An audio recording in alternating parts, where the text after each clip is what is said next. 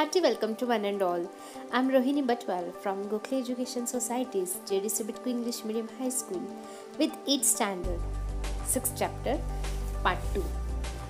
In the previous video, you have learned, students, what are the compound, what are the elements, what are the states of matter, what are the mixture, and now we are moving towards types of elements.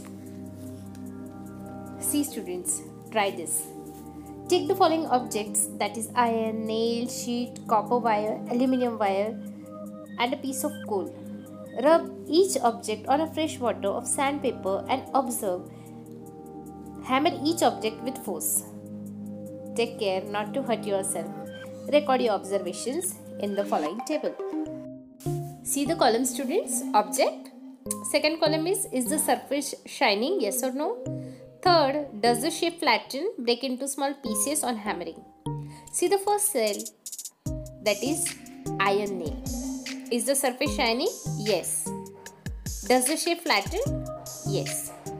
Copper wire, again surface is shining and yes, the shape flattens on hammering. See the third, aluminium wire. Yes, surface shining, then the shape flattens on hammering.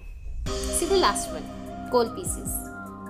So surface shining is not, so answer is no, and it breaks into small pieces on hammering. Now see, students, the elements are classified into three: metals, non-metals and metalloids. See the another chart, students. You have to complete that chart. Elements having a shiny surface, answer is copper. Elements that flatten on hammering, they are iron, copper, aluminium. Third, elements with a dull surface, answer is iron.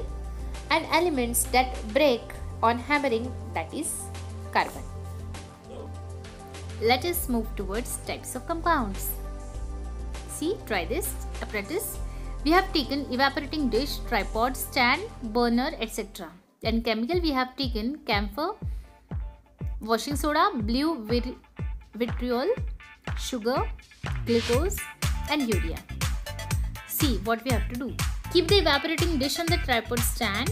Take some camphor in the evaporating dish. Heat the camphor in the dish strongly with the help of a burner. Find out what remains behind in the evaporating dish.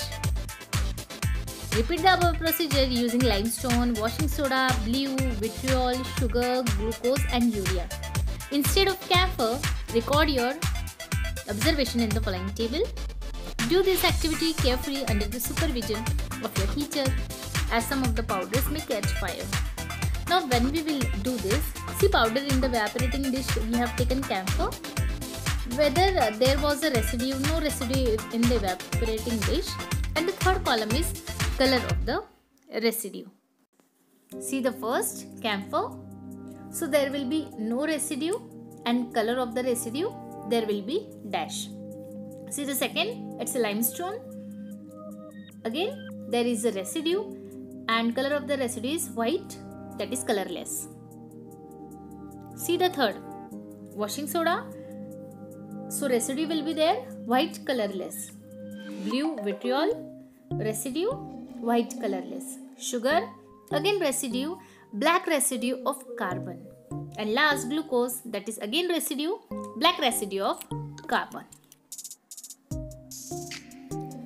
You saw in the above activity, students, that on heating strongly, some compounds give residue while others do not give any residue or give a blackish residue, that is carbon.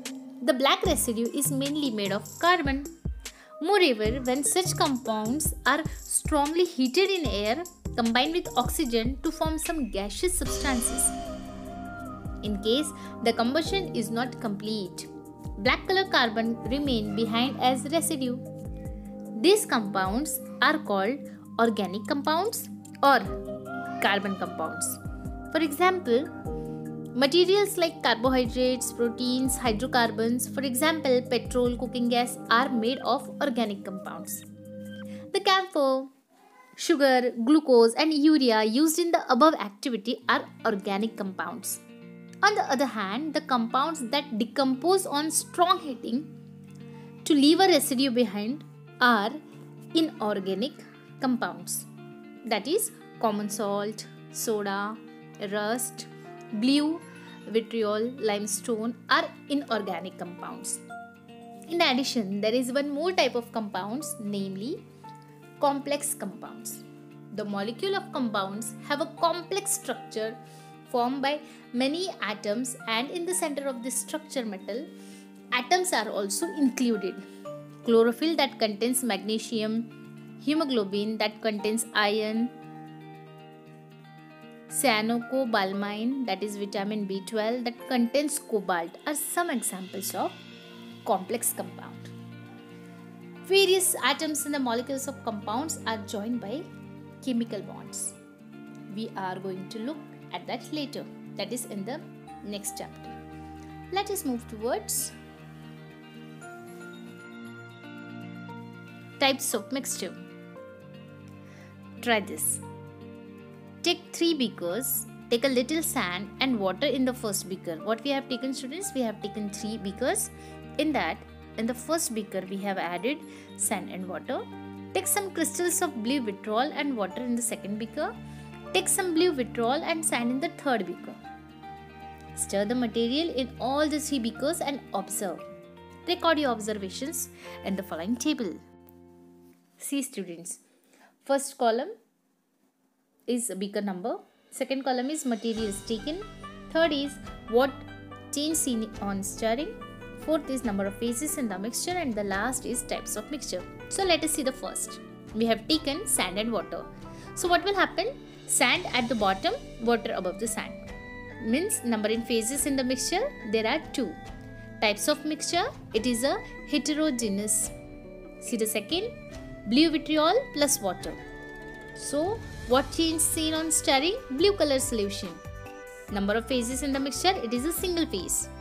Types of mixture, again homogeneous. See the third one, blue vitriol plus sand plus water. So what change seen on stirring? Blue color solution, sand settles down at the bottom. Again there is 2 phases and the types of mixture is heterogeneous. In the above activity, after stirring, a homogeneous mixture is formed in only one beaker. Which is that? That is in the second beaker. It is a solution of blue vitriol. The part of matter having uniform composition is called phase. Write the third column of the table of the number of phases seen in each of the beaker often stirring. When all the components of a mixture from one phase, it is called homogeneous mixture. When the components of a mixture are distributed into 2 or more phases, it is called as a heterogeneous mixture. So I hope you have understood the concept of homogeneous mixture and heterogeneous mixture. Now students, we will stop here. We will see the rest of the lesson in the next video. Thank you.